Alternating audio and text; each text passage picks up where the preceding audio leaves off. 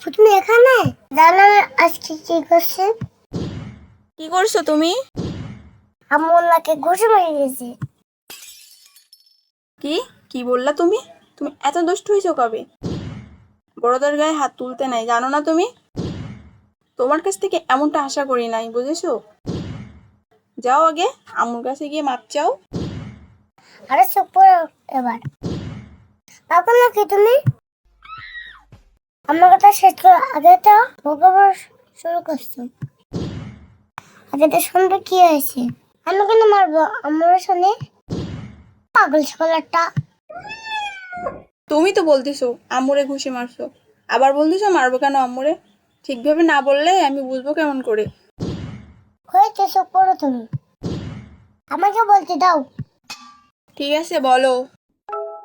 আজ রাতে আমি স্বপ্ন দেখছি অনেকগুলো গুন্ডা। ও মা, তারপর? ওরা সবাই আসে আমার মারার জন্য। তোমার তখন ভয় লাগতেছিল না? আমার ভয় লাগবে কেন? তুমি তো একটা বাচ্চা, তাই। ওকে বাচ্চা বলে অপমান করো না। তোমার মতন পাগল নাকি আমি? আমার অনেক সাহস আছে। ও তাই নাকি? তারপর কি হয়েছে? তারপর আমি বলছি, তোকে এত বড় সাহস আমার কিন্তু মারতে আসিস?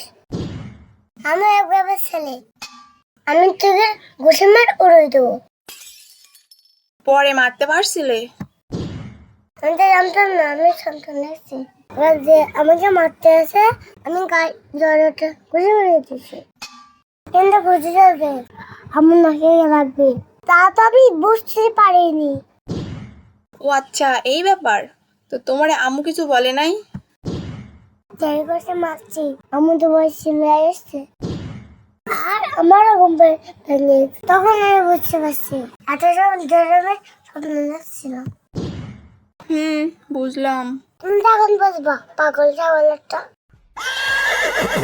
চিন্টুর বাচ্চা চিন্টু, দুষ্টুমি করবা তুমি আর আমাকে বলবা পাগল ছাগল?